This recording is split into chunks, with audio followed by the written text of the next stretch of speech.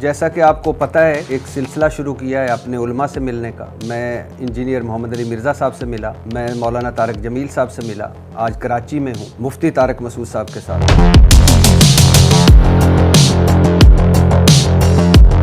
آپ نے مذہب کو مذاق بنا دیا ہے, لطیفوں والا دین بنا دیا ہے. آپ اکثر غیر معتاد گفتگو کرتے ہیں اور یہ سب کچھ کرتے ہیں نام کے لیے, تو آپ کو شغلی مولوی کہا جاتا ہے.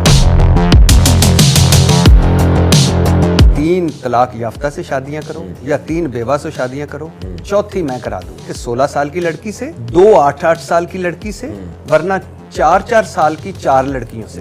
اب مجھے بتائیں, آپ نے لڑکی کو جنس سمجھ لیا ہے. میں بیٹی کا باپ ہوں, آپ بھی ہیں. یہ مزاح تھا آپ کا, ایک مفتی کا مزاح تھا. آپ کا کیا ایک مفتی کا مزاح تھا. مفتی کو مزاح کرنے پر گورنمنٹ نے پابندی لگائی ہے یا لڑکی, آپ لڑکی کو کیا کہہ رہے ہیں؟ آپ انجینئر محمد علی مرزا سے مناظرے کے لیے کراچی سے جیلم جا پہنچے, وہاں ویڈیوز بنائی, اپنی جیت کا خود اعلان کیا اور واپس کراچی آ گئے. اسلام کا جھنڈا یقیناً بلند ہو گیا ہوگا, ہو گئی ہوگی یقیناً آپ کی مذہب کی خدمت. اتنی زبردست خدمت ہوئی. آپ کو بنیادی اختلاف کیا ہے انجینئر محمد علی مرزا صاحب سے؟ انجینئر مرزا سے اختلاف یہ ہے, پراپر عالم نہیں ہے اور مسٹیک علمی بہت زیادہ کرتے ہیں. جیلم والی سرکار, شف والی سرکار. انجینئر محمد علی مرزا کہتے ہیں کہ مولانا طارق مسعود دیوبندیوں کے فرنٹ مین ہیں, دیوبندیوں کے گول کیپر ہیں, غلط عقیدے والے انسان ہیں اور مرنے کے بعد اللہ کے پاس نہیں اپنے بزرگان کے پاس جانے والے انسان ہیں. تو جنت میں کون جائے گا انجینئر سے؟ بس یہ مجھے ایک لسٹ لکھوا لیں. وہ بورے ویسے کہاں ہیں جو آپ لے کے گئے تھے؟ جب بھی کوئی کہیں بورا لے کے جاتا ہے نا, واپس آ کے اس بورے کو خالی کر کے چیزوں کو اپنی جگہ رکھ دے. تو یہ ساری کتابیں آپ دیکھ رہے ہیں, یہ بورے سے نکلی ہوئی کتابیں ہیں جو ہم نے الماری میں دوبارہ فٹ کر دی ہیں. میں لیکچر سن رہا تھا انجینئر محمد علی مرزا کا, کہہ رہے ہیں کہ ان 5 جو دیوبندیوں کے عقائد ہیں ان کو قرآن و سنت سے ثابت کریں تو سمجھے مناظرہ ہو گیا. پہلا وہی ہے چشتی رسول اللہ. تو یہ امتحان لینے کے لیے انہوں نے اس سے کہا جو ہماری نظر میں ٹھیک نہیں ہے. دوسرا ہے سر تھانوی رسول اللہ. رسول اللہ صلی اللہ علیہ وسلم کی قبر مبارک اللہ تعالیٰ کے عرش اور کرسی سے افضل ہے. خلیل سہارنپوری صاحب کی المؤند المغند. ہم بزرگوں کی قبروں اور سینوں سے فیض لینے کے قائل ہیں. قاسم نانوتوی صاحب مرنے کے 6 سال بعد اپنی قبر سے نکلے اور دیوبند کے 2 علماء یا 2 مولانا صاحب میں صلح کروا کر واپس قبر میں چلے گئے کہ ہم رسول اللہ صلی اللہ علیہ وسلم کی قبر میں زندگی کو دنیا کی سی مانتے ہیں. نبی کا جسم ویسے ہی سلامت ہے جیسے دنیا میں سلامت تھا, طے ہے, کوئی شک ہی نہیں. مگر دنیا کی سی مراد کیا ہے؟ بہترین سوال کیا آپ نے.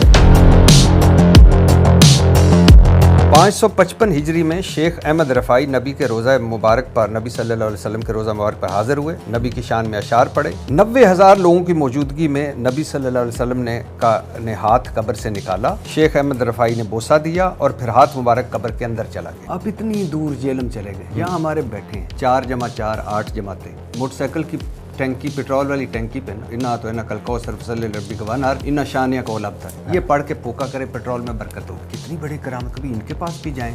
کیلا رکھنے کا مدنی طریقہ دیکھیں. پاپا جانی جو ہیں ان کا بزرگ ہونا تو پہلے ثابت کرو نا. میں ایک سن رہا تھا ٹی وی پہ, وہ کہہ رہا تھا کہ بجلی کے میٹر پہ زم زم لکھو انگلی سے. وہ آ رہا ہے آزاد جمیل, یہ کون فلم ہے. یہ آزاد جمیل صاحب کے بارے میں لوگوں کو بتا دوں, آپ کے ریفرنس سے بتا دوں کہ یہ کوئی مستند آدمی نہیں ہے. آپ کا میں کلپ سن رہا تھا کہ مجھے 2 اعتراض ہیں جس کو اتنا مذہب کا علم نہیں ہے. مفتی طارق مسعود جب کہتا ہے کہ تمہارے ذمہ لڑکی کی تعلیم نہیں ہے, دوسرا نابالغ لڑکی کو شادی کر دو, اور تیسرا کہ تعلیم ان کے ذمہ ہے. کیا میں اور آپ اپنی بیٹیوں کے ساتھ بھی یہ کریں گے کہ نابالغ لڑکی کی شادی 8-10 سال 12 سال کی بیٹی ہو اس کی شادی کر دیں؟ مفتی طارق مسعود کا کہنا اور میرا کہنے میں بہت زمین آسمان کا فرق ہے. آپ یہ کہہ سکتے ہیں کہ میرے ان الفاظ میں مبالغہ زیادہ ہو گیا, اس طرح بیان نہیں کروں تو ٹھیک ہے, آئندہ میں احتیاط کروں.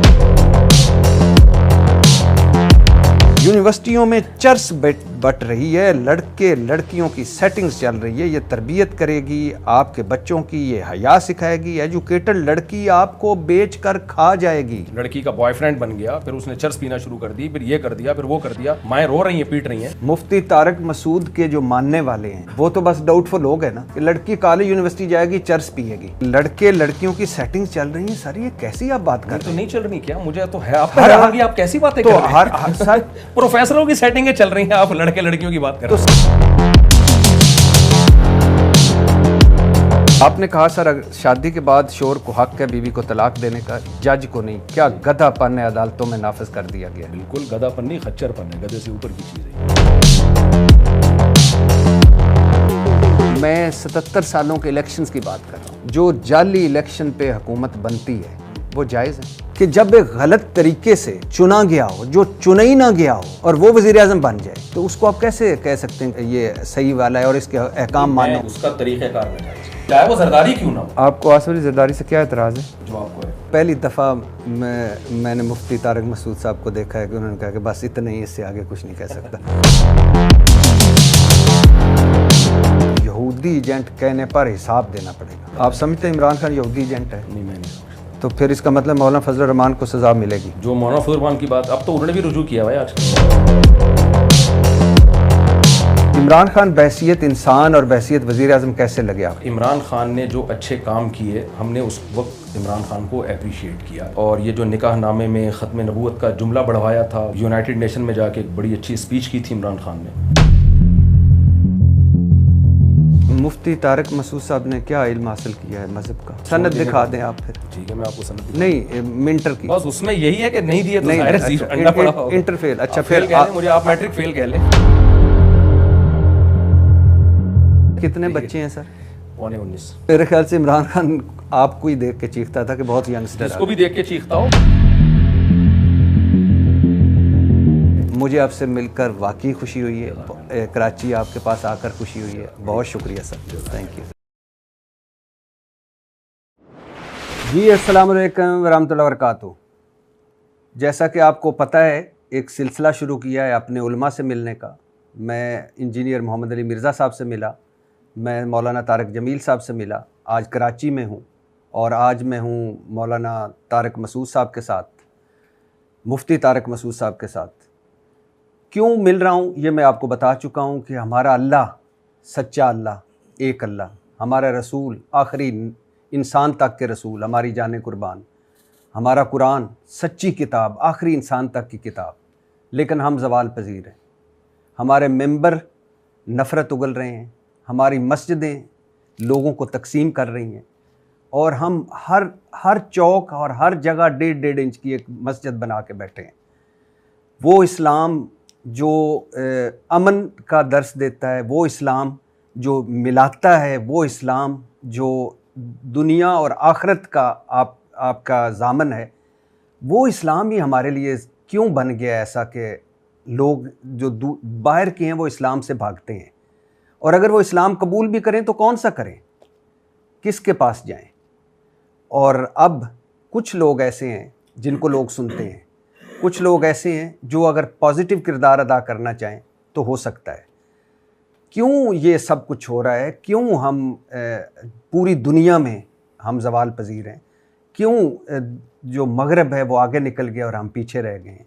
کیوں ہماری مسجدوں کے جو نمازی ہے، مسجدیں بھری ہوتی ہیں، لیکن باہر دیکھیں، یعنی اگر اس کو آسان لفظوں میں کہیں تو ہم اللہ کو تو مانتے ہیں، اللہ کی نہیں مانتے۔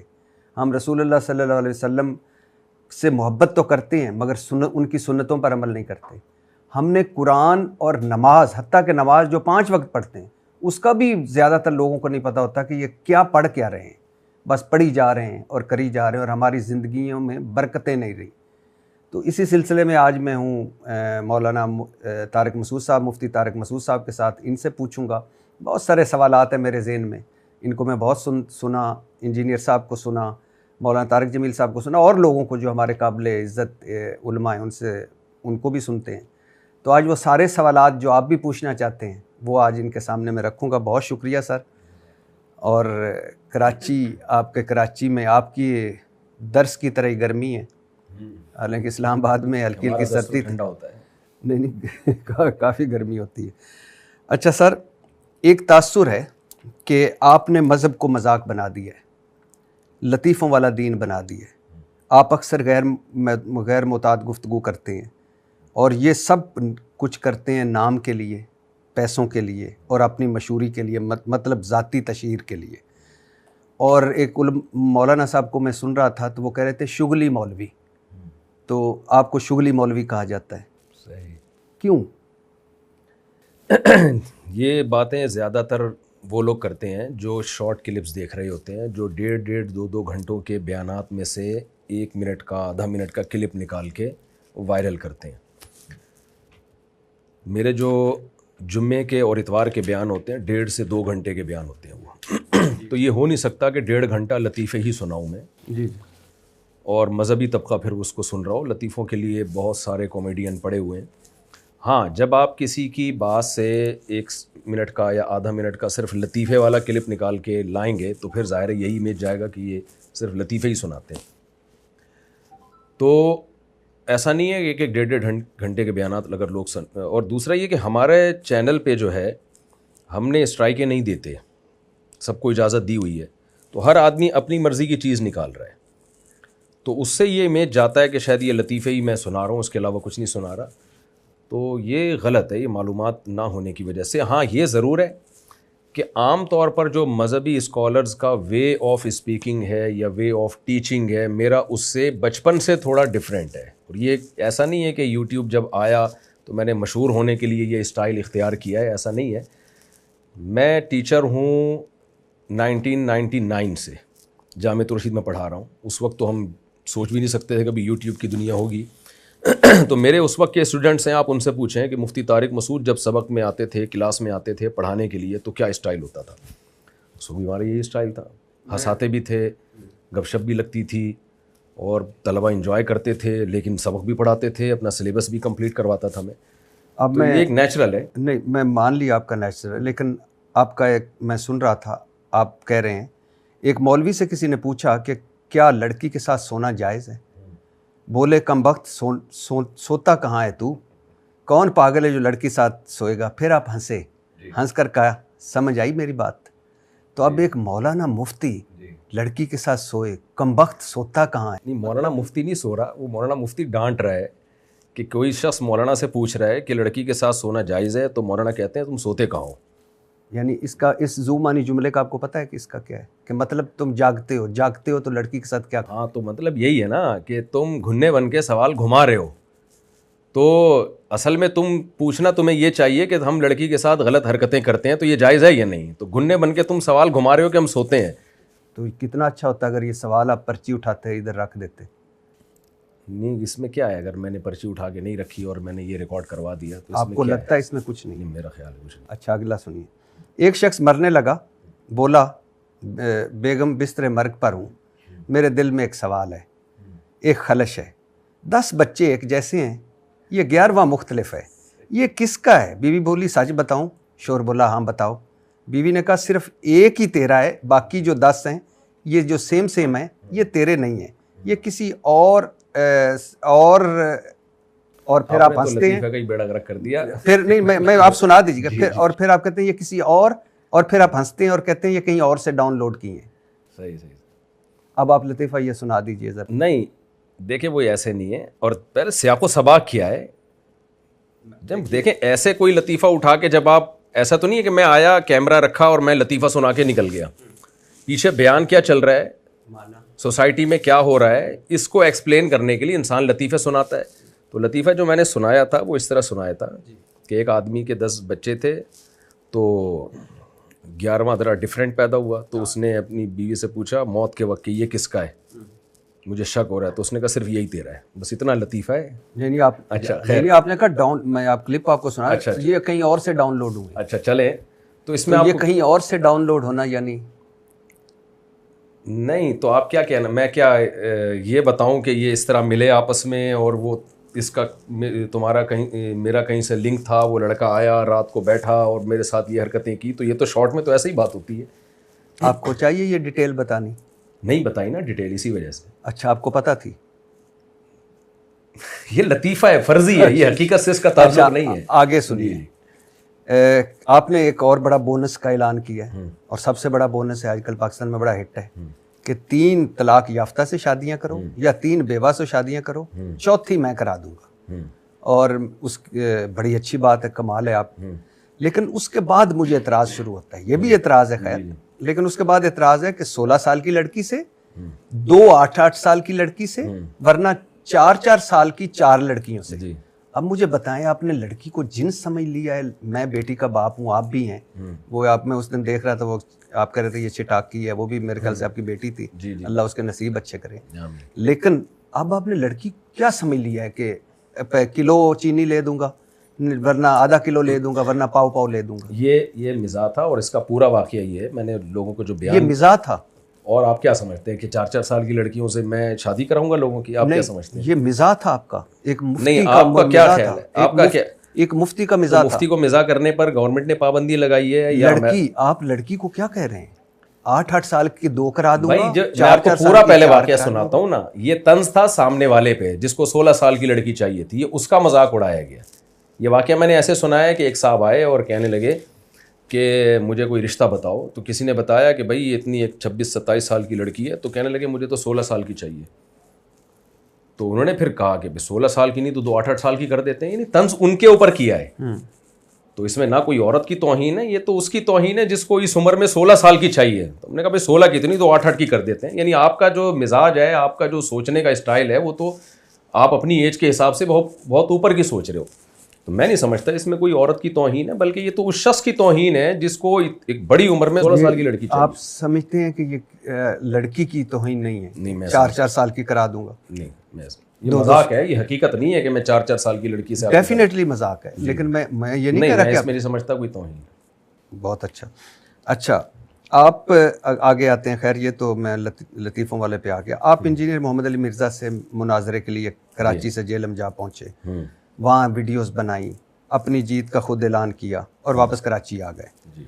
مل گئی ذاتی انا کو آپ کو تسکین، مل گئی ہوگی یقیناً، اسلام کا جھنڈا یقیناً بلند ہو گیا ہوگا، اور ہو گئی ہوگی یقیناً آپ کی مذہب کی خدمت۔ 100% ہوئی، اتنی زبردست خدمت ہوئی۔ ایک آدمی حضرت معاویہ کو برا بلا کہہ رہا ہے، اسلاف کو برا بلا کہہ رہا ہے، صحابہ تابعین کو برا بلا کہہ رہا ہے، کسی بزرگ کو اس نے نہیں چھوڑا، اور پھر چیلنجز ایسے کر رہا ہے جس کو لوگ صحیح سمجھ رہے ہیں اور اسلاف سے بدگمان ہو رہے ہیں۔ رفع الیدین کے مسئلے پر وہ کہہ رہا ہے کہ اس میں کوئی صحیح حدیث سرے سے موجود ہی نہیں ہے۔ امام ترمذی نے عبداللہ بن مسعود والی حدیث کو ضعیف کہا ہے، اور میں چیلنج کرتا ہوں کوئی اس کو صحیح نہیں کر سکتا۔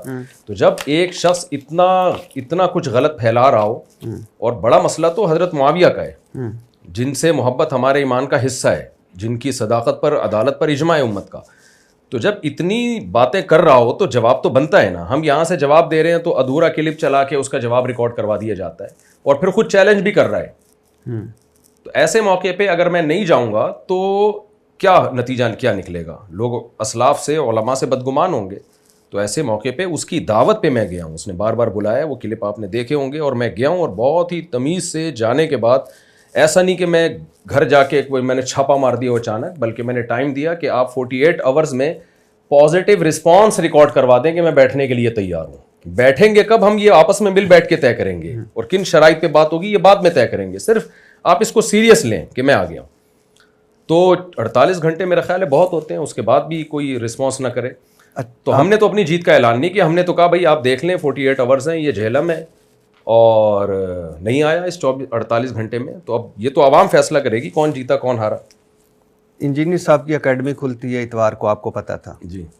یہ، اور آپ گئے، میں تو اب لفظ چوری چھپے تو نہیں استعمال کرتا، اور وہاں ان سے بجائے اس کے کہ یہاں سے ٹیلی فون کرتے انجینئر صاحب کو کہ آپ بھی عالم ہیں، میں بھی مفتی ہوں، چلو آپ اسلام کا تبلیغ تو کر رہے ہیں، تو آئیں مل کر بیٹھ کر ہم ایک کمرے میں بیٹھ کر طے کر لیتے ہیں، کیونکہ اس طرح اسلام کی خدمت ہوگی اگر ہم کسی ایک متفقہ چیز پہ پہنچیں گے۔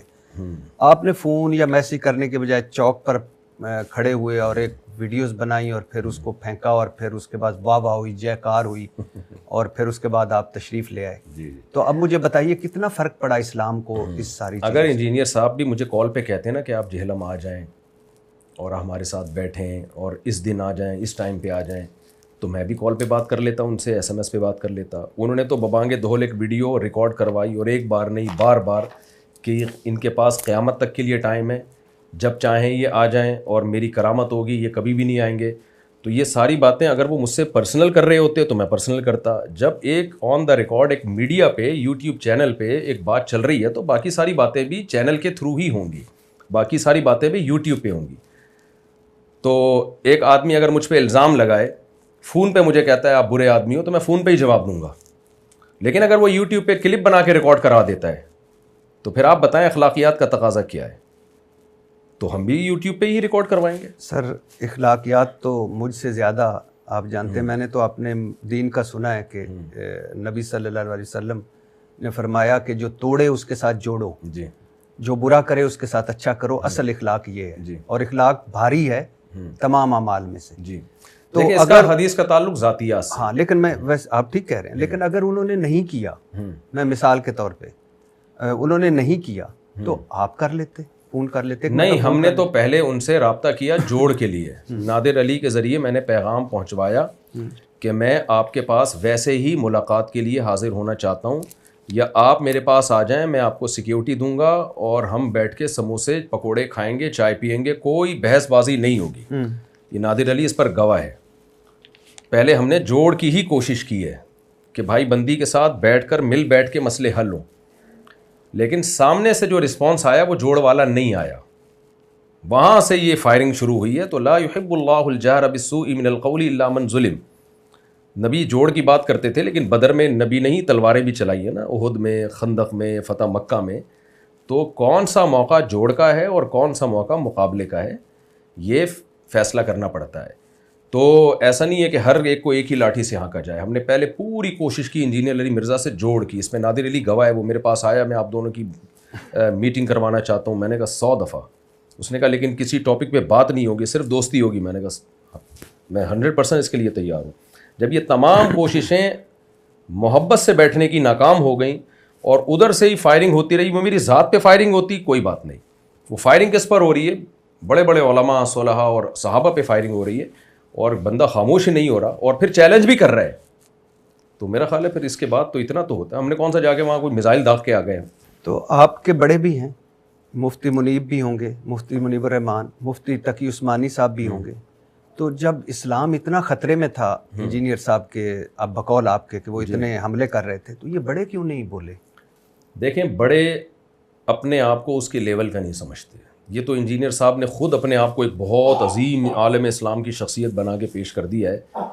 مفتی تقی عثمانی صاحب تو بہت ہی ایک بڑے آدمی ہیں. عرب ائمہ حرمین ان کی عزت کرتے ہیں, قدر کرتے ہیں. ان کو دنیا میں بہت, پوری دنیا میں ان کی ٹریولنگ ہے.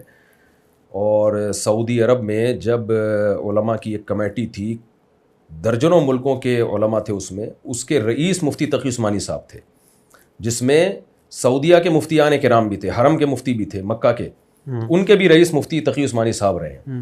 تو اتنے بڑے لیول کا آدمی جا کے ایک ایسے شخص کو جو کسی یعنی مدرسے سے فارغ نہیں ہے, جس کو عربی کا عبارت کا ترجمہ تک کرنا نہ آتا ہو, تو وہ تو خود اس نے بنا دیا لیول کہ میں بہت بڑا ہوں. تو مفتی تقی صاحب تھوڑی مانیں گے کہ آپ اس لیول کے ہو. اچھا, آپ اتنا ہی کر لیتے. جو وہ کہتے ہیں کہ پہلی بات تو یہ ہے کہ جب مفتی طارق مسعود کراچی سے جیلم چلا جاتا ہے, اور جاتا کس لیے کہ وہ بقول آپ کے کہ وہ اسلام کی ایک دوسری شکل پیش کر رہے ہیں جو ٹھیک نہیں ہے. جی. تو مفتی تقی عثمانی صاحب کوئی ان کا کوئی وہ تو نہیں ہے نا, امپورٹ ایکسپورٹ کا بزنس, مذہب کے ہیں نا. جی. تو مفتی جب اسلام خطرے میں ہو اور اپنوں سے ہو تو کم از کم ان کو بولنا چاہیے تھا, مفتی منیب الرحمان سے بولنا چاہیے تھا. اور پھر انجینئر صاحب کو میں سن رہا تھا, وہ کہہ رہے تھے کہ لکھوا کے ہی لے آؤ بڑوں سے, اپنے کسی بڑے سے لکھوا کے لے آؤ. تو بسم اللہ. دیکھیں, مفتی تقی عثمانی صاحب میڈیا پہ نہیں ہے, وہ ایک حقیقی معنوں میں علمی کتاب. کہا تھا کہ جائیں, نہیں, نہ انہوں نے مجھے روکا, نہ انہوں نے مجھے کہا جانے کا. مفتی وہ منیب سوشل الرحمان میڈیا, مفتی منیب کے الرحمان کا تو ان سے پوچھیں نا, مفتی منیب الرحمان کی باتیں تو آپ مفتی منیب الرحمان سے پوچھیں. لیکن سنا ہے وہ انہوں نے مائنڈ کیا تھا کہ آپ کیوں گئے اس طرح مناظرہ کرنے. کس نے مائنڈ کیا تھا؟ مفتی منیب الرحمان صاحب. میرے علم میں نہیں. لیکن آپ کیوں نہیں, اتنا بڑا آپ کا چیلنج ہے کہ آپ نے اتنی اسلام کی خدمت کرنی ہے, لکھوا مفتی تقی عثمانی صاحب کے پاس جائیں. وہ کیا, یہ کون سا کسی سے مناظرے کے لیے شرط ہے؟ آپ دلیل سے بات کریں, اگر وہ صحیح ہے تو مفتی تقی صاحب لکھ کے دیں یا نہیں لکھ کے دیں. یعنی انجینئر علی مرزا کو چاہیے تھا بیٹھ جاتا, فیس ٹو فیس دلائل سے بات ہو جاتی. کیا ہم انجینئر علی مرزا کو جو لوگ سن رہے ہیں, تو کیا کسی بڑی شخصیت نے لکھ کے دیا کہ ان کو سنا کرو؟ وہ کہتا ہے میں بابوں کو نہیں مانتا, دلیل سے بات کرو, قرآن و سنت سے. تو ہم بھی جا کے قرآن و سنت سے بات کرتے, اس کے پاس جواب ہوتا, وہ جواب دے دیتا کہ بھئی یہ دلیل غلط ہے. تو دنیا کے سامنے آ جاتا ہے یہ دلیل کس کی دلیل صحیح ہے کس کی دلیل غلط ہے. یہ جو شرط ہے کہ مفتی تقی صاحب اگر وہ آج کہہ دے کہ نہیں مفتی تقی صاحب بھی نہیں, عالم اسلام کے جو سب سے مایہ ناز امام حرم ہے شیخ شریم سے لکھوا کے لاؤ, میں پھر بیٹھوں گا. تو کیا میں پاگل تھا میں شیخ شریم سے لکھوانے چلا جاتا؟ تو اگلا جو یہ مطالبے کر رہا ہے کہ مفتی تقی صاحب لکھ کے دیں گے تو میں بیٹھوں گا, اس مطالبے کی لاجک کیا ہے؟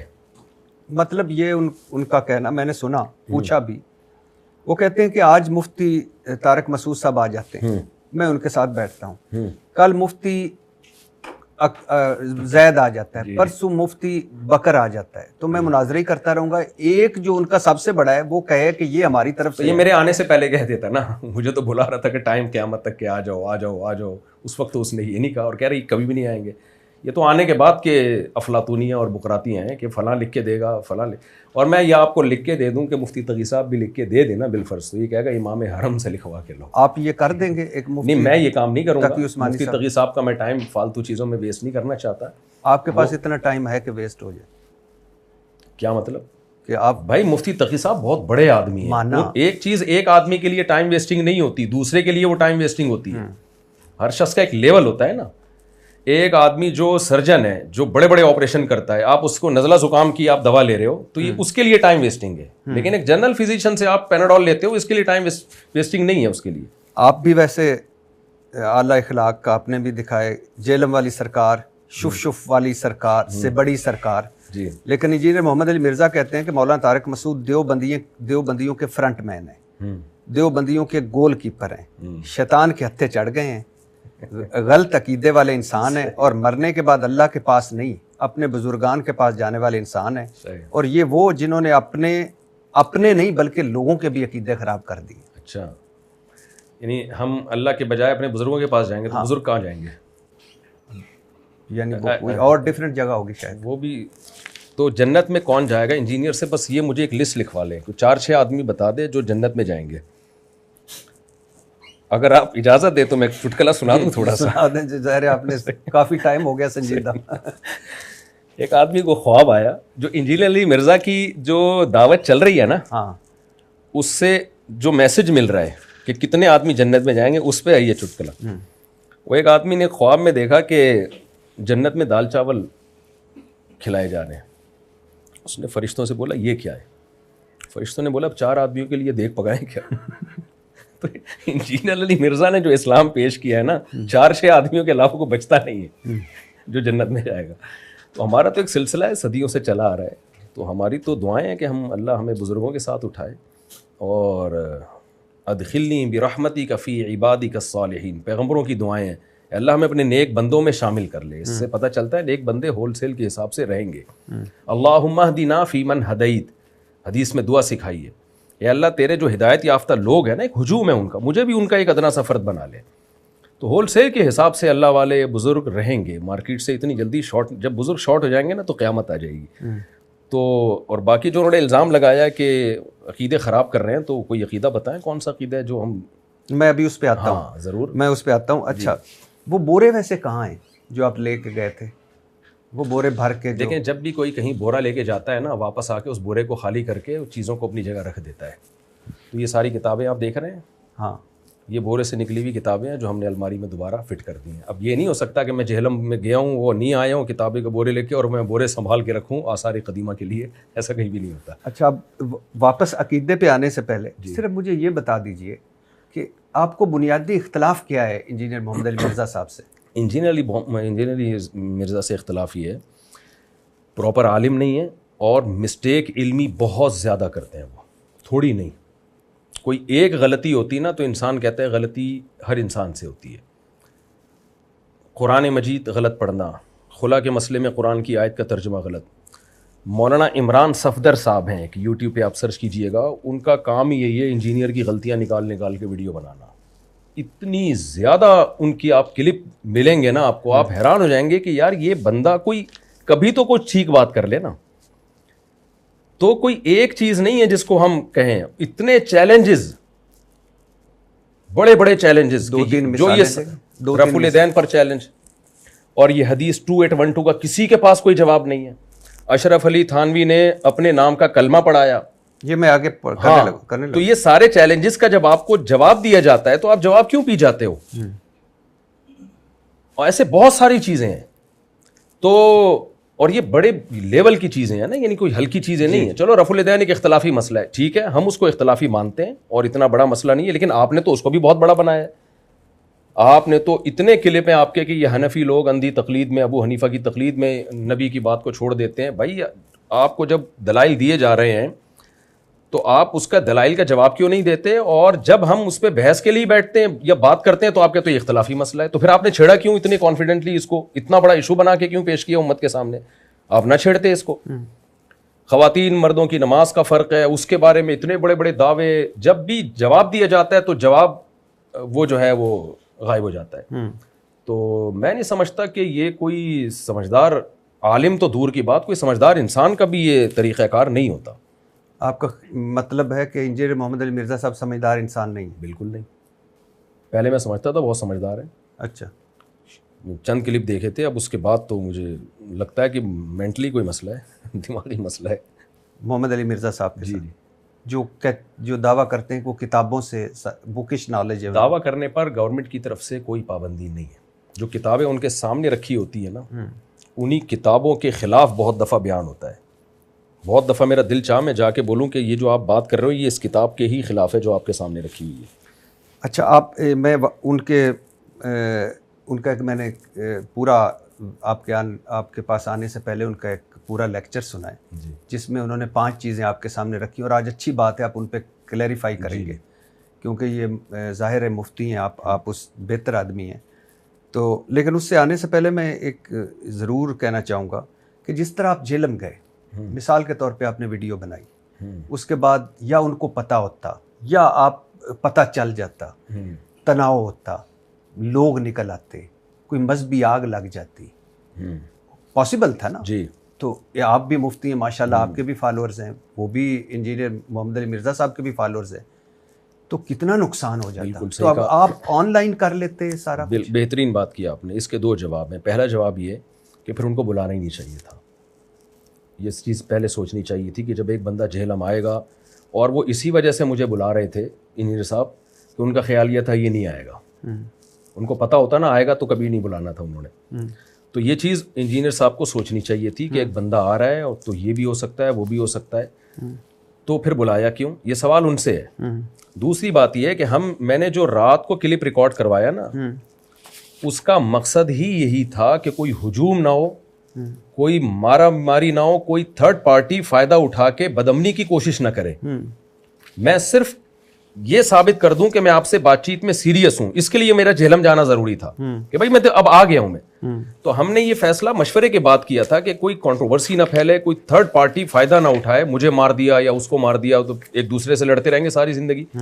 تو ہم یوٹیوب پہ ایک نمبر دے دیتے ہیں، اس نمبر پہ انجینئر صاحب رابطہ کریں اور ہم طے کر لیتے ہیں فلاں جگہ ہم بیٹھیں گے اور یہ ہم بات چیت طے کریں گے کہ کس دن ہماری ڈیبیٹ ہوگی، لوکیشن کیا ہوگی، کن ٹاپکس پہ بات ہوگی اور کتنی دیر کون کون بات کرے گا.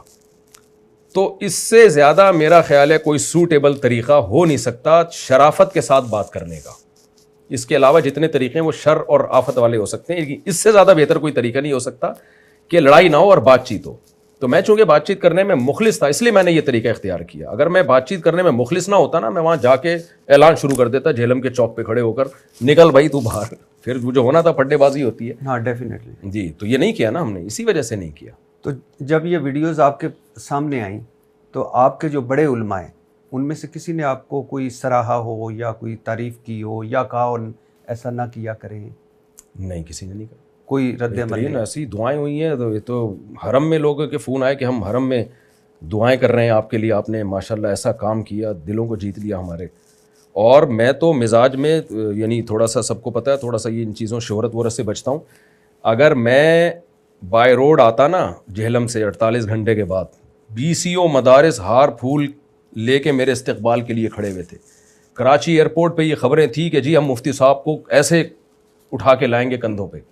میں نے کہا نہیں بھائی. اس لیے میں بغیر بتائے چپکے سے آیا اور پتلی گلی سے اپنے گھر میں داخل ہو گیا. ان سب کو پتہ ہے، کسی کو پتہ بھی نہیں چلنے دیا کیونکہ ہمیں یہ پروٹوکول نہیں چاہیے. یہ کام لینا تھا، اللہ نے لے لیا. تو یہ جو الزام لگایا جاتا ہے نا مفتی صاحب نے شہرت کے لیے کیا اور یہ کیا، تو بھائی میرے تو بہت لوگ تھے. ہاں صرف ایک بات ہوئی ہے کہ وہاں اہل حدیث حضرات کا مدرسہ تھا قریب میں، تو انہوں نے مجھے بہت اصرار کیا کہ آپ آئیں ایک دفعہ بیان کریں ہمارے یہاں. کسی بڑے نے رابطہ کیا تو وہ مجبوراً میں چلا گیا، تو وہ ہار پھول لے کے کھڑے ہوئے تھے، انہوں نے ڈال دیا، وہ بھی میری پرمیشن کے بغیر. تو اس سے زیادہ کچھ بھی نہیں ہوا. اچھا، آج جو لیکچر ہے 5 انہوں نے کہا ہے کہ قرآن و سنت سے مفتی صاحب یہ ثابت کریں، اور یہی انہوں نے کہا یہی میرا مناظرہ ہے، یہی میرا سب کچھ ہے. جی میں اس کے علاوہ میرے پاس جو میں نے دلیلیں رکھنی تھی وہ میں نے پہلے بتا دی. یہ ان کا میں لیکچر سن رہا تھا انجینئر محمد علی مرزا کا، تو وہ کہہ رہے ہیں کہ ان 5 جو دیوبندیوں کے عقائد ہیں ان کو قرآن و سنت سے ثابت کریں تو سمجھے مناظرہ ہو گیا. اور انہوں نے شروع یہاں سے کیا ہے، بنو امیہ کی چالیں جہاں ختم ہوتی ہیں وہاں ہماری شروع ہوتی ہیں. صحیح. اچھا، پہلا وہی ہے چشتی رسول اللہ، معین الدین چشتی اجمیری اور ان کے مرید والا واقعہ آپ نے پڑھا ہوگا، جی جس میں مرید ایک آتا ہے، ان کی ہاتھ پہ بیعت کرنے لگتا ہے، تو یا بیعت کی خواہش کرتا ہے، تو معین الدین چشتی اجمیری رحمۃ اللہ علیہ کہتے ہیں کہ تم لا الہ الا اللہ چشتی رسول اللہ نعوذ باللہ یہ پڑھو تو پھر بیعت ہوگی. تو اب یہ جو پیر مہر علی شاہ اور اشرف علی تھانوی صاحب نے اس کو دفاع کیا، یعنی السنت جلیہ فی الچشتیہ علیہ، اس میں بھی وہ واقعہ موجود ہے. اور اچھا، اب یہ ہے کہ 3 تعویلیں دی انہوں نے، آپ نے پڑھا ہوگا. ایک تعویل یہ دی کہ یعنی اشرف علی تھانوی صاحب نے کہ یہ نہیں کہا کہ یہ غلط ہے، اس کو چھوڑو، لا الہ الا اللہ محمد رسول اللہ، لا الہ الا اللہ محمد رسول اللہ، یہ ہمارا بنیادی عقیدہ ہے اور اس پہ ہماری جانیں قربان. انہوں نے 3 عقد دی.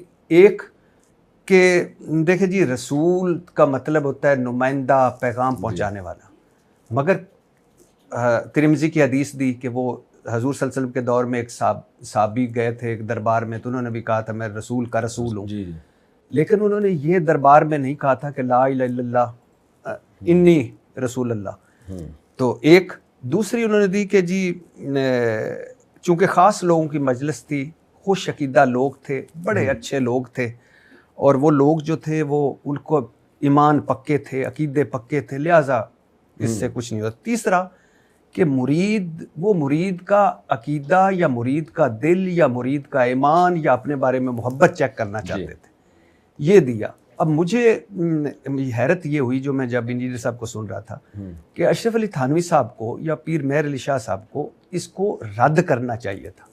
یہ ہے وہ پہلا، وہ کہتے ہیں کہ اس کو قرآن اور سنت سے ثابت کریں کہ یہ کلمہ. دیکھیں کچھ چیزیں اتنی واضح ہوتی ہیں کہ ان پہ رد کرنے کا مطلب آپ اس کو متنازع بنا رہے ہو. یہ ساری دنیا کے سارے مسلمانوں کو پتہ ہے، مولانا رشید تھانوی کو بھی پتہ تھا، ان کے شاگردوں نے تو ختم نبوت پہ بے پناہ محنتیں کی ہیں کہ یہ طے شدہ حقیقت ہے کہ محمد صلی اللہ علیہ وسلم کے بعد کوئی پیغمبر نہیں آ سکتا. یہ ایک طے شدہ پہلے سے حقیقت ہے بلا شبہ. تو اب یہ جو چشتی رسول اللہ کی تعویل کی جا رہی ہے یہ ان کو کافر ہونے کے فتوے سے بچانے کے لیے، کیونکہ اسلام کا حکم ہے کہ کسی کے بعد کے 100 مطلب نکلتے ہوں نا، جن میں 99 مطلب غلط نکلتے ہوں، 99 مطلب ایسے نکلتے ہوں جس سے اس کا کافر ہونا لازم آ رہا ہے، اور ایک مطلب ایسا نکلتا ہو جس میں تعویل کرنے کے بعد اس کا کافر ہونا لازم نہیں آ رہا، تو اس ایک مطلب کو ترجیح دی جائے گی بدگمانی سے بچنے کے لیے، کیونکہ اس کی ساری زندگی توحید پہ گزری ہے، ساری زندگی ختم نبوت پہ گزری ہے. معین الدین چشتی رحمۃ اللہ علیہ خود بھی اور ان کے مریدین بھی محمد صلی اللہ علیہ وسلم کے بعد کسی کو پیغمبر نہیں مانتے تھے. تو یہ تعویل جو میں اپنے الفاظ میں ذرا دوبارہ کر دیتا ہوں، جاعل الملائکۃ رسولا، قرآن کیا کہتا ہے؟ اللہ نے فرشتوں کو رسول بنایا. تو کیا فرشتے نبی ہوتے ہیں؟ یہاں رسول لغوی معنی میں ہے. لغت کا مطلب کیا ہے؟ میں بات پہلے پوری کمپلیٹ کر لوں پھر آپ بتائیے. رسول لغوی معنی میں ہے، یعنی لغت کے لحاظ سے کوئی بھی نمائندہ ہوتا ہے اس کو رسول کہا جاتا ہے. رسول کے ایک اصطلاحی معنی ہے، اصطلاح میں رسول پیغمبر کو کہتے ہیں. تو پیغمبر محمد صلی اللہ علیہ وسلم کے علاوہ کسی اور کو اصطلاحی معنی میں رسول ماننے سے انسان کافر ہو جاتا ہے. تو معین الدین چشتی وہ امتحان لے رہے تھے کہ یہ میرا مرید جس کو میرے بارے میں پتہ ہے کہ میں ختم نبوت کے عقیدے کا حامل ہوں، میں جب چشتی رسول اللہ کا لفظ بولتا ہوں تو یہ فوراً بدگمان ہو جاتا ہے، یا یہ بولتا ہے کہ یہ معین الدین چشتی ظاہر ہے مسلمان ہے، اللہ کے ولی ہیں، یہ اس کی تعویل کرتا ہے. تو یہ امتحان لینے کے لیے انہوں نے اس سے کہا. جو ہماری نظر میں ٹھیک نہیں ہے. کسی مرید کو آپ ایسی آزمائش میں نہ ڈالیں کہ جس سے جو ہے اس کا ایمان خطرے میں پڑ جائے اور پھر بعد میں اس کی تعویلات کرنی پڑیں. تو میں یہ نہیں کہہ رہا کہ معین الدین چشتی نے لا الہ الا اللہ چشتی رسول اللہ پڑھوا کے کوئی جائز کام کیا ہے. ناجائز کام ہے جس پہ توبہ استغفار بنتی ہے. لیکن ایک بزرگ کی ساری زندگی دین کی خدمت میں لگی ہو, ساری زندگی ختم نبوت کے عقیدے کے دفاع میں لگی ہو, ایک جزوی واقعہ جب سامنے آتا ہے جو غلط واقعہ ہے تو شریعت کیا کہتی ہے؟ فوراً اس پہ کفر کے فتوے لگا دو یا اس کی کوئی تعویل کرو. اس کی میں ایک مثال دیتا ہوں آپ کو قرآن سے. دیکھیں قرآن میں جب یہ آیت نازل ہوئی انکم وما تعبدون من دون اللہ حصب جہنم, کہ تم اور جن کی بھی تم عبادت کرتے ہو اللہ کے سوا یہ سب جہنم کا ایندھن ہے. یعنی اللہ کے سوا جس کی بھی دنیا میں عبادت ہو رہی ہے سارے جہنمی ہیں. مشرکین بغلے بجانے لگے, لو بھائی یہ تو عیسیٰ ابن مریم بھی معاذ اللہ جہنم میں جائیں گے. پھر یہ تو اسلام نے اور قرآن نے دعویٰ کر دیا کہ عیسیٰ ابن مریم, کیونکہ عیسائی ان کی عبادت کرتے ہیں. تو قرآن نے جواب میں کیا کہا؟ ان ہوا الا عبد انعمنا علیہ, عیسیٰ ابن مریم اللہ کے انعام یافتہ ہیں, وہ پہلے سے طے شدہ ہے کہ وہ جنتی ہیں. تو اس لیے قرآن نے اس آیت میں ان کی نفی نہیں کی ہے, یہ ان کے علاوہ کی بات ہو رہی ہے. اور پھر قرآن نے کہا کہ یہ تعویل ان کو معلوم ہے, بل ہم قوم خصیمون, لیکن یہ جھگڑالو لوگ ہیں, یہ ایسی چیزیں جان کر نکالتے ہیں. تو معین الدین چشتی رحمۃ اللہ علیہ پوری دنیا مانتی ہے کہ اللہ کے ولی تھے, ان کے بہت اللہ نے ان سے دین کی تبلیغ کا کام لیا ہے. ایک جملہ انہوں نے زبان سے نکالا مرید کی آزمائش کے لیے جو غلط ہے, ہم اس کو کبھی بھی صحیح نہیں کہہ رہے. یہ جو آپ کہہ رہے ہیں نا ہم اس کو ڈیفینڈ کرتے ہیں, اس حد تک کرتے ہیں کہ بھائی ان کی مراد کیا تھی رسول سے. اصطلاحی معنی میں رسول مراد نہیں تھا, لغوی معنی میں رسول مراد تھا. تو اتنی حد تک تعویل مولانا تھانوی نے کی ہے. یہ موقع چونکہ نہیں تھا, انہوں نے تو صرف مولانا تھانوی نے اتنا بتایا کہ بھائی یہ رسول لغوی معنی میں ہے, اور سامنے والے لوگ جانتے تھے کہ چشتی کبھی بھی دعویٰ نہیں کر سکتے کہ میں اللہ کا پیغمبر ہوں. سامنے والے کو معلوم ہوتا ہے کہ بھائی یہ کیوں نبوت کا دعویٰ کریں گے, ان کی زندگی نبی صلی اللہ علیہ وسلم کی محبت میں گزری. اور اسی واقعے کے بعد معین الدین چشتی نے کہا کہ میں ادنا سا غلام ہوں, میں کبھی بھی نہیں یہ دعویٰ کر سکتا کہ میں اللہ کا پیغمبر ہوں. اسی مجلس میں وہ اس کا مطلب بھی بتا رہے ہیں. آپ اس جملے کو پکڑ کے بیٹھ گئے چشتی رسول اللہ. لیکن اگر آپ اس کو پکڑ کے بیٹھے ہیں تو میں پھر انجیل علی مرزا سے سوال کرتا ہوں کہ پھر آپ ان کو کافر کہیں. اگر آپ کہتے ہیں انہوں نے اپنے نام کا کلمہ پڑھایا ہے تو معین الدین چشتی بھی کافر, اور جن علماء نے ان کو کافر نہیں کہا, معین الدین چشتی رحمۃ اللہ علیہ کے بعد تو ہزاروں علماء ہیں نا, کسی نے بھی نہیں کہا کہ یہ انہوں نے اپنے نام کا کلمہ پڑھایا ہے, سب نے ان کو بزرگ مانا ہے. تو وہ سب بھی کافر ہیں. جو دیکھیں مرزا غلام احمد قادیانی اپنے نام کا کلمہ پڑھاتا ہے. مرزا غلام کے کو جو مسلمان مانے نا, یعنی نبی ماننا تو دور کی بات, جو مسلمان مانے علماء کہتے ہیں وہ بھی کافر ہے. اور جو مرزا غلام کو نبی ماننے والے کو کافر نہ سمجھے وہ بھی کافر ہے. امام حنیفہ کا مشہور قول ہے نا کہ کوئی شخص اگر نبوت کا دعویٰ کرے اور اس کے پاس کوئی تحقیق کے لیے بھی جائے گا وہ بھی کافر ہو جائے گا, کیونکہ نبی نے 2 اور 2 4 کی طرح بتا دیا کہ آپ آخری نبی ہیں. تو اگر یہ تعویل نہ کی جائے چشتی رسول اللہ کے لفظ میں, رسول سے لغوی رسول مراد ہے, اصطلاحی مراد نہیں ہے, تو پھر معین الدین چشتی بھی کافر, پھر ان کو ماننے والے بھی کافر, پھر مفتی طارق مسعود بھی کافر, پھر مولانا اشرف علی تھانوی بھی کافر, پھر علماء عرب بھی کافر, جن کے کو یہ واقعہ کا پتہ ہے, اور کسی نے بھی ان کو کافر نہیں کہا بلکہ کافر کے بجائے بزرگ کہا. تو یہ سارے دائرہ اسلام سے خارج ہیں. قادیانیوں کے بارے میں تو ہمارا یہی نظریہ ہے. تو اب یہ سوال ہم سے نہیں بنتا, یہ سوال انجینئر علی مرزا صاحب سے بنتا ہے کہ جناب آپ کیا تعویل کرتے ہیں اس کی, سر کرتے ہیں یا نہیں کرتے؟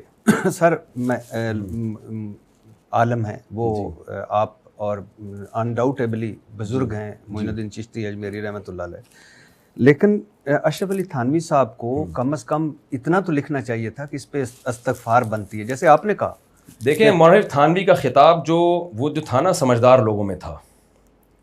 بہت سی چیزیں ایک, یعنی ہم کسی پہ کفر کا فتویٰ لگاتے ہیں نا تو صرف اتنا ڈیفینڈ کیا جاتا ہے کہ بھئی یہ کافر نہیں ہے, ان کی مراد یہ تھی. تو مولانا تھانوی نے بھی اس حصے کو ہائی لائٹ کیا ہے. اور اگر میں یہ سمجھتا ہوں یا آپ یہ سمجھتے ہیں کہ مولانا تھانوی کو یہ کرنا چاہیے تھا, اس وضاحت کے بعد یہ بھی کہنا چاہیے تھا کہ یہ جملہ غلط ہے, تو کہنا چاہیے تھا. یہ ان سے غلطی ہوئی ہے مولانا تھانوی سے, اس میں کون سی ایک سی بڑی بات ہوگی؟ کچھ باتیں انسان کو کہنی چاہیے, وہ نہیں کہی ہوتی اس نے. اور جو آپ کہہ رہے ہیں نا لغوی معنی, میں نے آپ کو ابھی ترمذی والی حدیث بھی بتائی جو کہ اس میں کہ رسول کا میں رسول ہوں, مطلب نمائندہ ہوں, پیغام پہنچانے والا ہوں. لیکن لا الہ الا اللہ چشتی رسول اللہ لا الہ الا اللہ صرف محمد رسول اللہ، جی جس پہ آپ کی میری انجینئر صاحب ساروں کی جانیں قربان ہمارے، جی تو ہمارا تو اگر وہ لا الہ الا اللہ شروع میں نہ لگاتے نا پھر تو غلطی نہیں ہوتی نا. تو وہ ہم غلطی تو کرنا مان رہے ہیں کہ غلطی ہوئی ہے ان سے، ہاں اور اس غلطی کی بیس غلط نہیں تھی. بیس مرید کا امتحان لینا تھا کہ جلدی بدگمان ہو جاتا ہے یا تعویل کرتا ہے. سر یہ بیس غلط نہیں تھی، ہوئی غلطی ہے، تو ہم اس غلطی کو ڈیفینڈ نہیں کر رہے ہیں. جی سر کام انہوں نے غلط کیا. کسی پیر کو اپنے مرید کا ایسا امتحان لینا جائز نہیں ہے.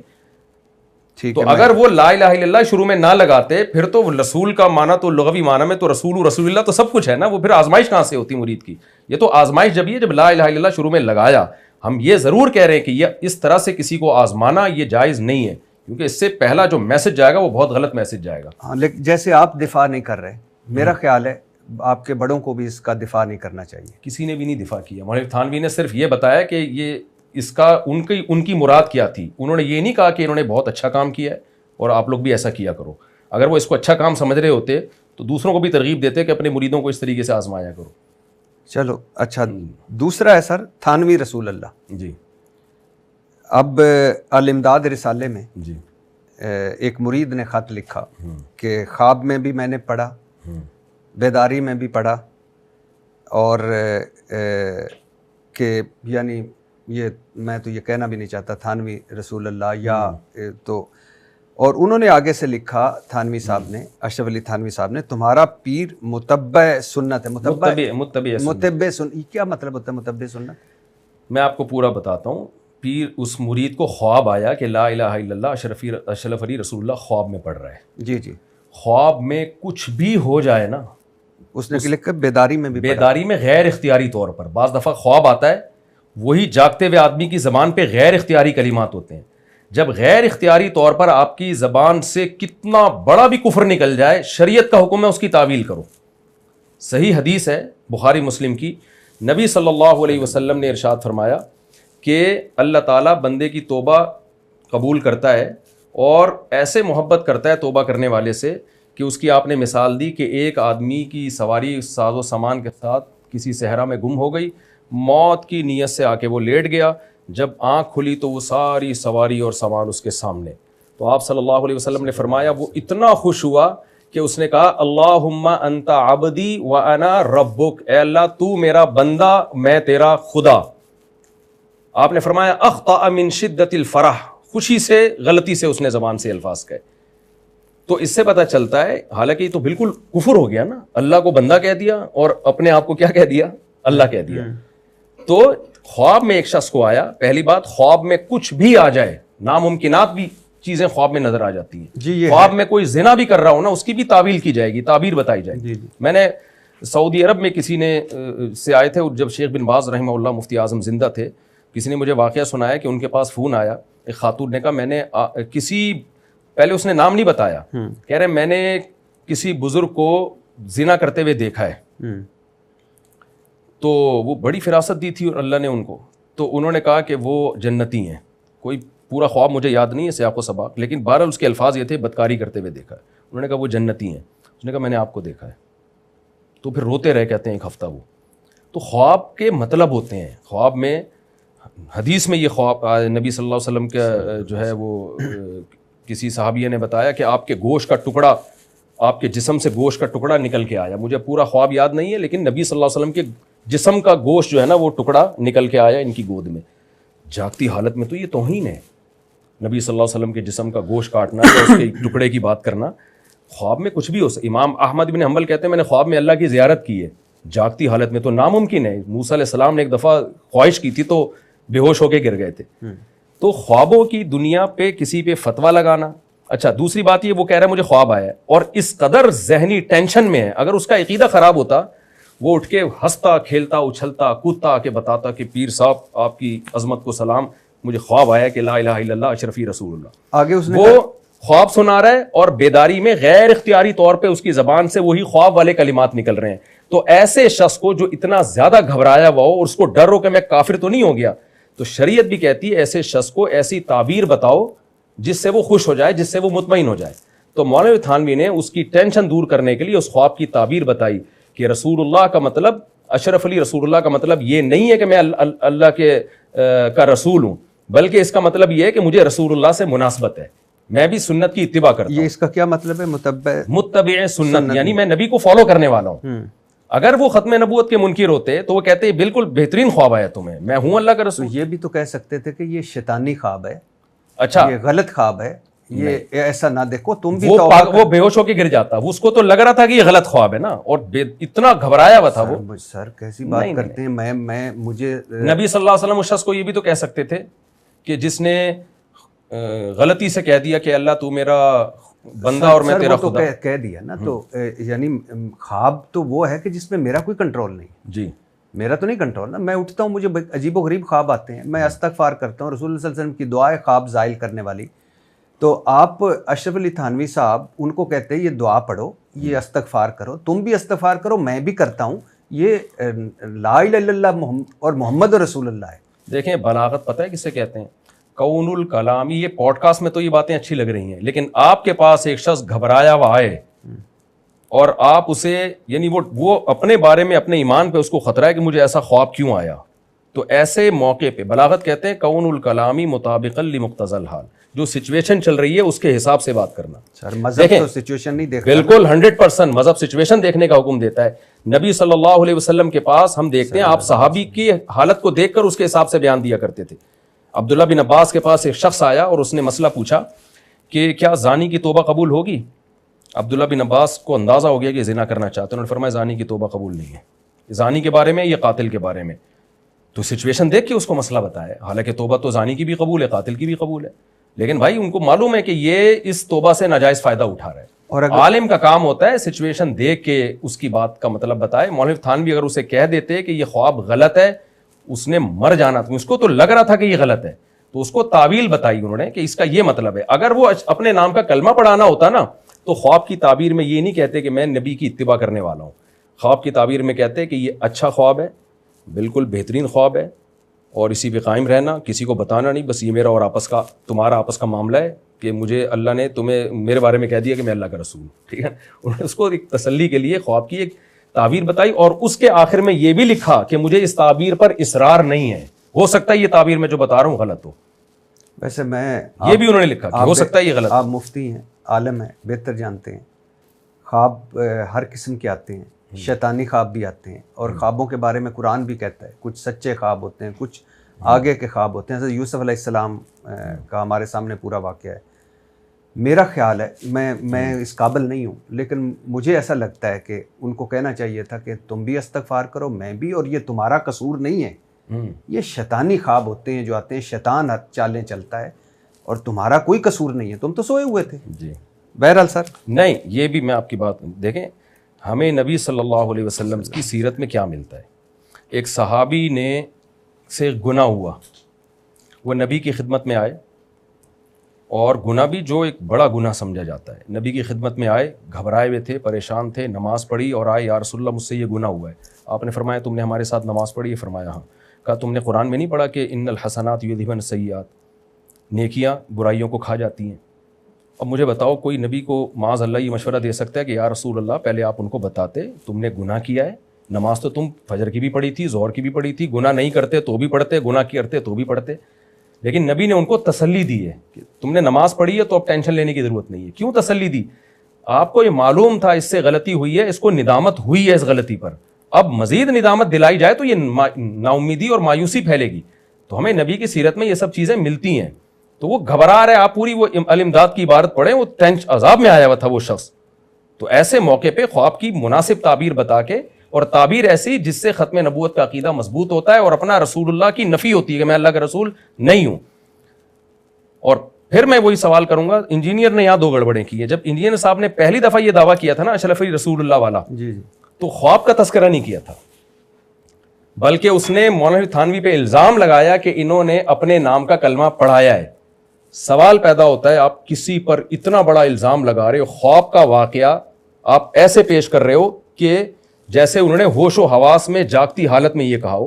اس کا آپ کے پاس کیا جواب ہے؟ کیا شریعت کسی پہ تحقیق کے بغیر جھوٹا الزام لگانے کی اجازت دیتی ہے؟ تو آپ نے الزام کیوں لگایا؟ یہ تو جب ہم نے جواب ریکارڈ کروایا نا کہ خواب کا واقعہ ہے, تو پھر پینترا بدلا انجینئر صاحب نے کہ جاگتی حالت میں بھی کہا ہے, حالانکہ وہ جاگتی حالت میں بھی غیر اختیاری کہا ہے. تو انجینئر صاحب کو پہلے پوری بات بتانی چاہیے تھی کہ خواب آیا اور پھر وہی خواب جب بیداری میں غیر اختیاری طور پر اس کی زبان سے یہ کلمات نکلے ہیں. یہ سب چیزیں انجینئر حذف کیوں کر گیا؟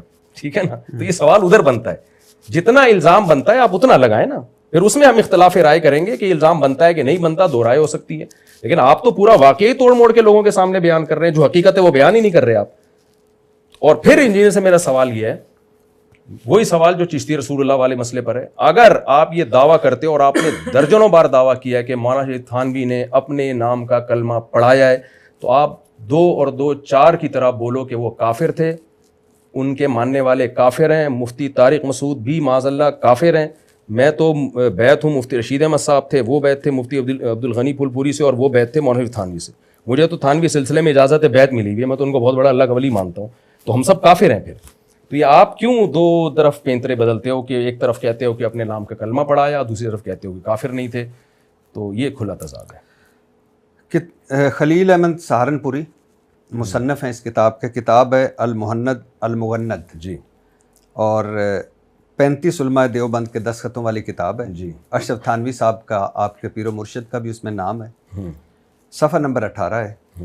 رسول اللہ صلی اللہ علیہ وسلم کی قبر مبارک اللہ تعالیٰ کے عرش اور کرسی سے افضل ہے. جی. اور اب وہ حصہ, اب یعنی وہ جو تعویل ہے کہ وہ حصہ زمین جو نبی صلی اللہ علیہ وسلم کے جسم مبارک کو ٹچ کر رہا ہے, اس پہ وہ کہتے ہیں کہ نیچے تو سرخ چادر بچھائی گئی تھی, اوپر نبی صلی اللہ علیہ وسلم کا. لیکن بہرحال, اور ایک دوسری تعویل ہے کہ چونکہ رسول اللہ صلی اللہ علیہ وسلم اشرف المخلوقات ہیں, سب سے افضل ہیں, اور عرش کیا ہے؟ مخلوق ہے, تو لہٰذا وہ سب سے افضل. لیکن ایک تو کسی صحابہ کے پاس رسول اللہ صلی اللہ علیہ وسلم کا بال مبارک بھی تھا, جبہ مبارک بھی تھا, وہ ان کو دھون پلاتے بھی تھے, فیض یاب بھی ہوتے تھے. کسی صحابی نے یہ دعویٰ نہیں کیا. دوسرا ہے کہ بخاری میں ہے کہ رسول اللہ صلی اللہ علیہ وسلم نے فرمایا, دیکھنا میری شان کو اس طرح بلند نہ کرنا جس طرح نصارہ نے بڑھایا عیسیٰ ابن مریم کو. میں تو بس اللہ کا رسول اور بندہ ہوں, مجھے اللہ کا رسول اور بندہ ہی کہنا. جی. اب یہ جو اللہ کے عرش اور کرسی سے افضل ہے. جی دیکھیں, ہر عقیدوں کی 2 قسمیں ہوتی ہیں, پہلے تو یہ سمجھیں. انجینئر صاحب نے بھی ایک بھڑکی ماری ہے کہ ہر عقیدہ بنیادی ہی ہوتا ہے. یہ بات ہی بالکل غلط ہے. کچھ عقائد ایسے ہیں جو تواتر سے قرآن و حدیث میں بالکل 2 اور 2 4 کی طرح ثابت ہیں, جیسے عقیدہ آخرت ہے, عقیدہ توحید ہے, عقیدہ ختم نبوت ہے. ان میں یعنی فرشتوں کا وجود, جو ہم جب کوئی غیر مسلم اسلام قبول کرتے ہیں نا, آمنت باللہ و ملائکتہ و کتبہ و رسلہ والیوم الآخر والقدر خیرہ و شرہ من اللہ تعالی والبعث بعد الموت, یہ اسلام کے بنیادی عقائد ہیں. ان میں کوئی اختلاف کرے گا اسلام سے خارج ہو جائے گا. ان چیزوں کو شریعت نے بہت 2 اور 2 4 کی طرح بیان کر دیا ہے. کچھ عقیدے ایسے ہیں جن کو شریعت نے بیان نہیں کیا ہے, اس میں آپ کوئی بھی رائے رکھ سکتے ہیں جب تک کہ وہ کسی صحیح حدیث کے خلاف نہ ہو, اس میں کوئی بھی رائے آپ رکھ سکتے ہیں. تو یہ جو عقیدہ ہے کہ عرش زیادہ بہتر ہے یا نبی صلی اللہ علیہ وسلم کے جسد اطہر سے جو مٹی ٹچ ہوتی ہے وہ زیادہ بہتر ہے, یہ عقیدہ ایسا ہے کہ جس کو قرآن و سنت نے واضح طور پہ بیان نہیں کیا. اگر قرآن و سنت نے یہ بیان کیا ہوتا نا کہ عرش زیادہ افضل ہے, پھر ہم کہتے ہیں کہ جو یہ عقیدہ رکھے کہ نبی کے جسد سے چھونے والی مٹی زیادہ بہتر ہے, وہ قرآن کے خلاف جا رہا ہے. قرآن اور حدیث اس بارے میں خاموش ہیں. جنہوں نے خود اعتراف کیا کہ صحابہ نے یہ کیوں نہیں بتایا اس بارے میں, تو نہیں بتایا تبھی تو بعد کے لوگوں میں اختلاف ہوا نا, اور وہ اب کے لوگوں میں اختلاف ہوا ہے. تو اس لیے اس میں کوئی نس نہیں ہے. انجینئر صاحب نے اس میں بھی بڑی, میں جب جیلم گیا تھا تو سب چیزیں لے کر گیا تھا میں, اس میں بھی انجینئر صاحب نے بڑی گڑبڑ کی ہے. قرآن کی آیت پڑھی اذا لبتغوا الی ذی العرش سبیلا, اچھا یہ آیت بھی غلط پڑھی ہے, ٹھیک ہے نا. آیت صحیح کیا ہے؟ یہ جو پڑھی ہے نا وہ غلط پڑھی ہے, وہ ویڈیو پڑھی ہوئی ہے میرے پاس. اور اس میں بھی 2 4 دفعہ میں جا کے شاید 8ویں 10ویں دفعہ میں جا کے ٹھیک کیا اس کو. تو